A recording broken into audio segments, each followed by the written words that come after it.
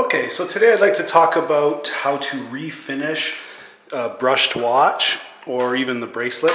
Today I'm probably just going to do the bracelet, but I have done on here the bezel, which originally came polished, and in previous watches I've also refinished the lugs and the sides of the cases, etc. And I'll get into that, how to do that today.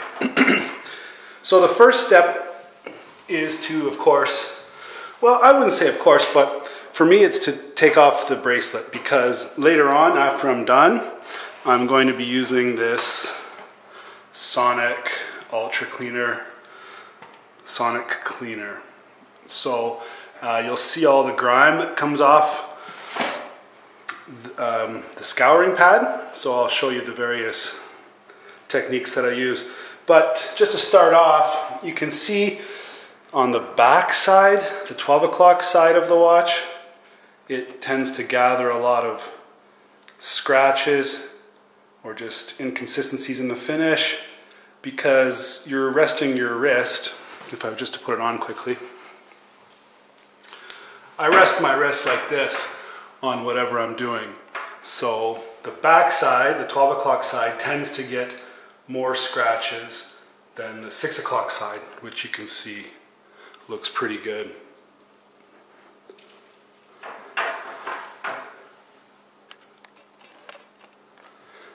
So just to show you there.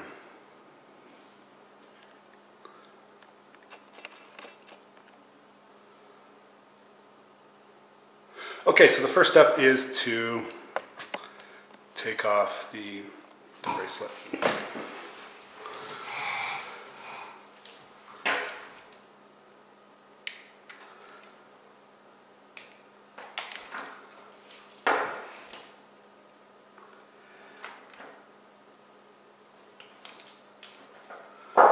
So there's the bracelet taken off, and you'll notice that these center pieces on the link, the new link, come out. That one's already out. So there you have it, just the bracelet on its own, and you can see this side is the one that's all scratched. So this is my sort of little toolkit for fixing scratches or for taking your watch to a spa. The first most important thing is a Scotch-Brite pad. Now these ones I find are the best. They can just be purchased at any sort of local store, and it's a scouring pad, Scotch-Brite, and so that's what's remaining from the one of these original pieces. So I'll be using this. This is another version of Scotch-Brite, but it's not as abrasive. It's sort of, I don't know, there's a difference between the two. You can see there's a color difference as well. And then this one is a heavy duty one. This one was given to me by someone. And when I had a friend who had a really scratched watch, and you have to sort of get a little bit deeper, and then, so first of all I started with this, and then I went to the green one. So this would be for really bad damaged watches or really badly scratched watches, and then you progressively get to something like this. And then after that I think I've showed it in a previous video, I have a nail file. This was purchased I think from Walmart, and there's various sides to the file, and I don't know which one is, I think this isn't an original, but I've cut them all up into their little pieces. And so the various, like this is a level 3, whereas this is a level 4. So I think I use either 4 or 5, which is the blue. Yeah, you can see the blue is quite heavily used. So I think that's a level 5. So after I use the Scotch-Brite, I'll use one of these, maybe a couple different levels, the 4 and then the 5.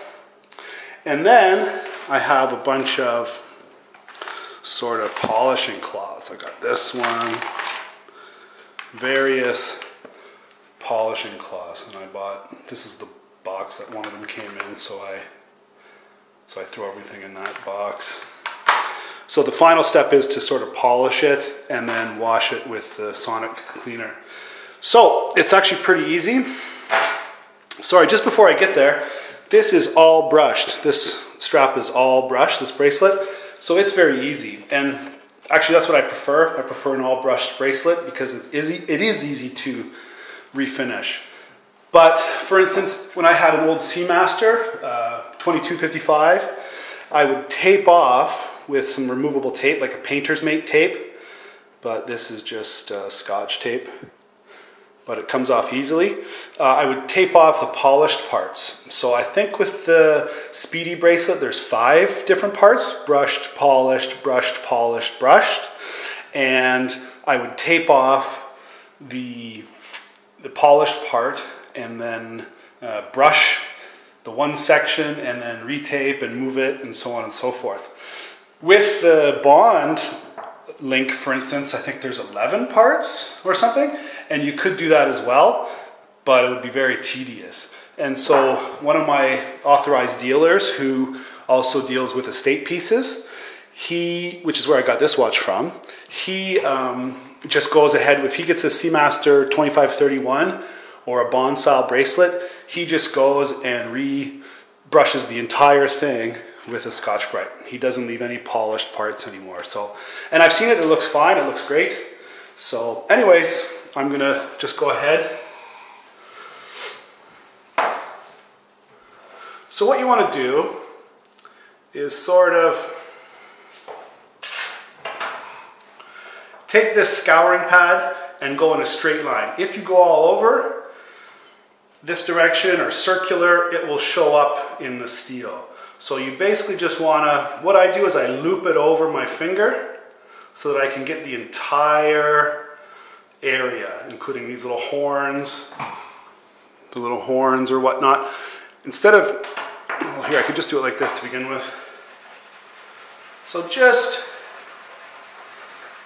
let's just take this little bit here. And you can see I'm just going back and forth in a straight line. And I'm applying some pressure.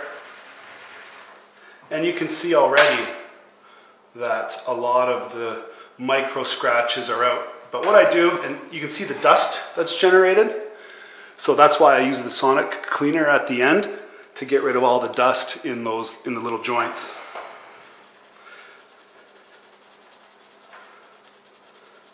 So here you can see I'm just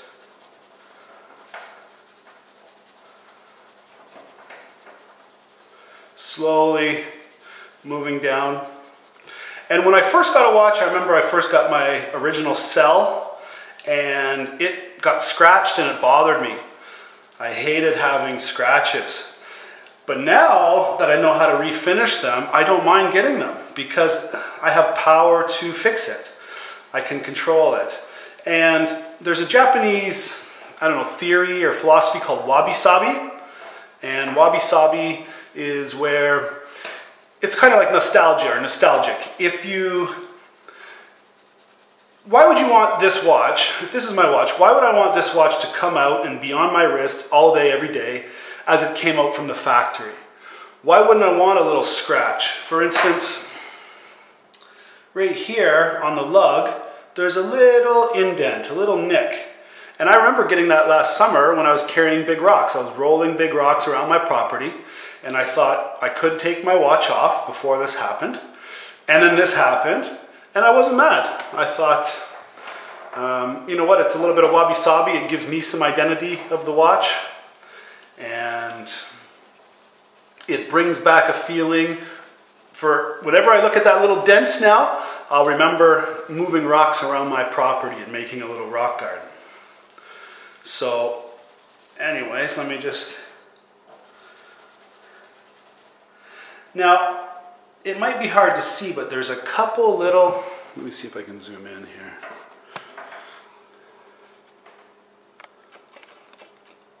You can see it looks a lot better already. There's no sort of difference between the pieces, whereas before it was terrible. But you can see the individual little scratches. And if I look close, it's probably hard to see. I can see oops, I can see some individual little scratches. So what I'm going to do is I'm going to take the heavy duty stuff.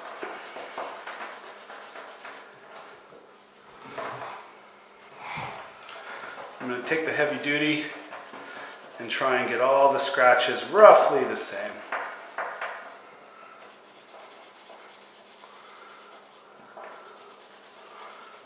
And I'll only do this one side of the bracelet, but you can do the entire watch this way. The sides, I've found that with my Omegas, my Seamasters for instance, the case backs were cut. The steel in the case back, the medallion or the hippocampus, they were cut so precisely and not buffed that the metal would scratch or sort of leave an impression in my wrist. And it would hurt by the end of the day.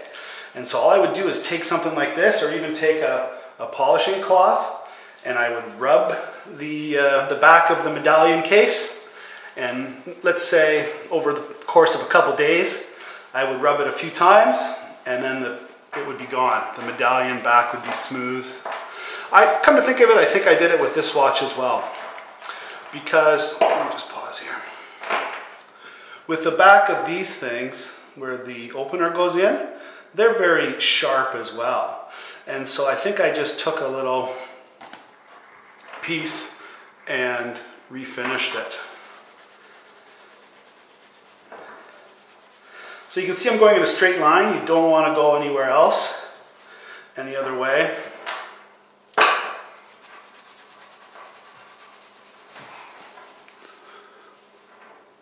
So you can see that looks pretty nice now.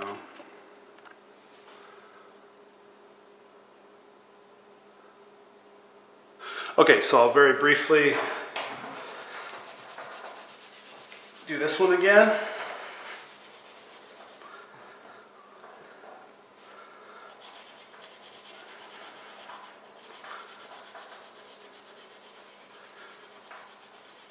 You can see I'm rolling it around my fingers to get that full link.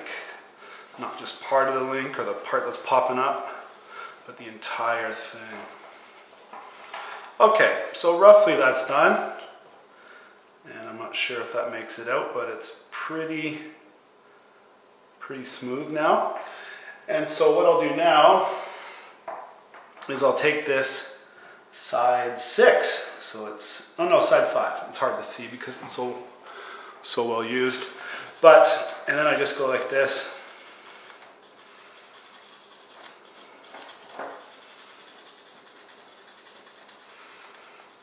And this sort of gives it a bit more polished look. I'm not sure if this is showing up on the camera, but it starts off a bit brushed. And then now it's got a bit more sort of finish to it. And you can see I'm not going all in just this direction or all backwards. I'm going back and forth. And once you get the hang of it, it's actually pretty easy.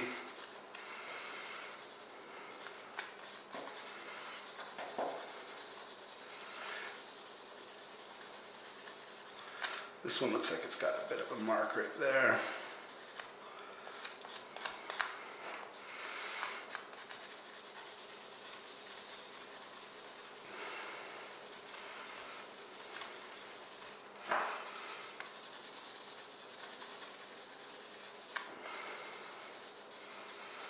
So that's about it. If I'd like to make the sides a little bit smoother on my wrist, I can just go like that.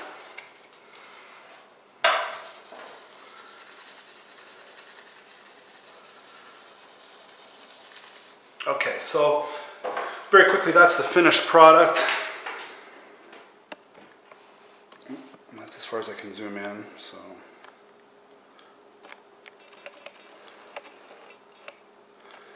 You can see that it looks a lot better compared to how it did. And then, if I was to do this, the face, I would tape off pieces. So if I was to do these lugs, I would tape off the pushers, perhaps the the bezel. When I refinished the bezel, what I did was I cut off little pieces of this tape and put it around the crystal so that I wouldn't scratch the anti-reflective coating on the crystal. So you want all the lines to go in one way. So in that case, what I would do is I would sort of cut off a piece of this. Even there you can see I've just taken some scratches out of the lugs. So this was a really good, it's like $7 or something, this little nail file from Walmart.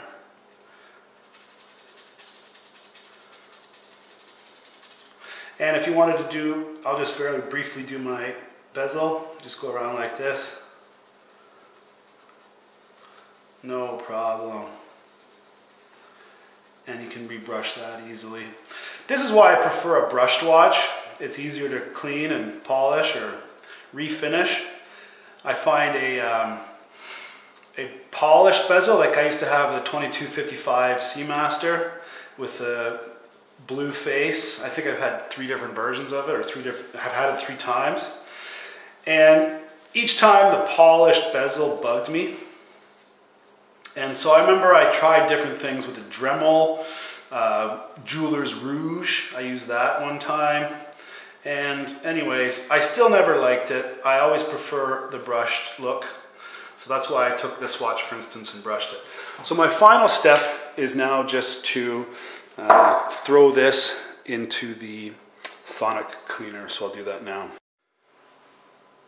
Okay, so my final step is just to sonic clean the thing, the bracelet. So I bought this thing at a jewelry store for 100 bucks, I think, and it's been great. My wife cleans her rings and stuff like this.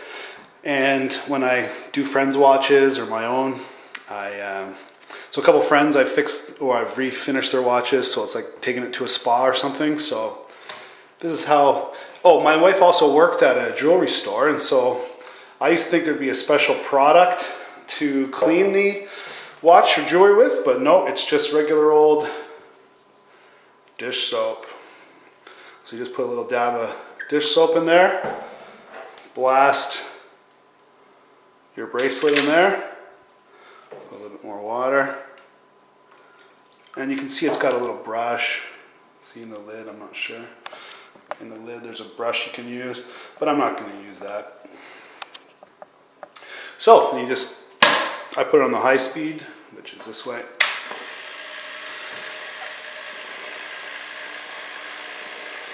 And then I'll just, in a couple minutes from now, I'll take it and I'll just move the bracelet around a bit, let it go. So I'll come back in 5 minutes and I'll show you the dirt at the bottom of the cleaner.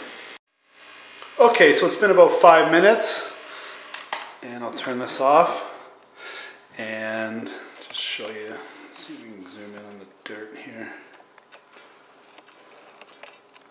So you just lift this little thing out. There's my bracelet. Now this step isn't necessary, I just do it because I like to keep my watch clean. But I'm not sure if you can see all the, yeah, you can. All the little nasties. So I think you go like that to unlock it, and then you just dump this out. You can see all the dirt from the inside the joints in there. Okay, so just as a final summary, you can see here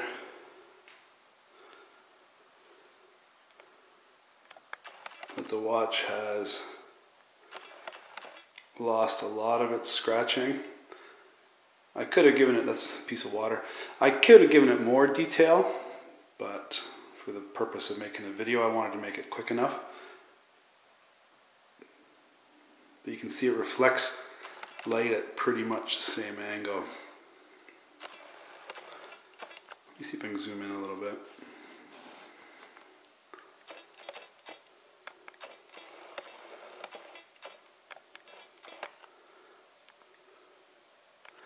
Anyways, a couple of things I forgot to show was I have an emery bar there that I again bought from Walmart or something.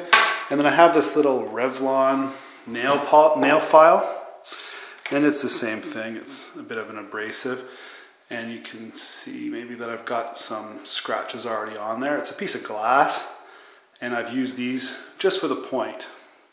So when I need to get into somewhere tight, like in between the lugs or something.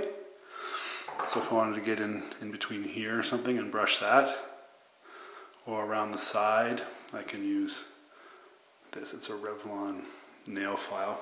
Finally, you actually don't have to take the bracelet off. You could just, because I was using the sonic cleaner, I took the bracelet off. I don't want to throw this face into the sonic cleaner. But if you were just going to rinse it under a tap, you can just go like this. Exact same. And really, if you just wanted to have a quick job, you just go like this every couple weeks and rinse it and call it a day. You don't even have to do all those other steps. You can just do it quick and dirty, clean, and then walk away after rinsing it.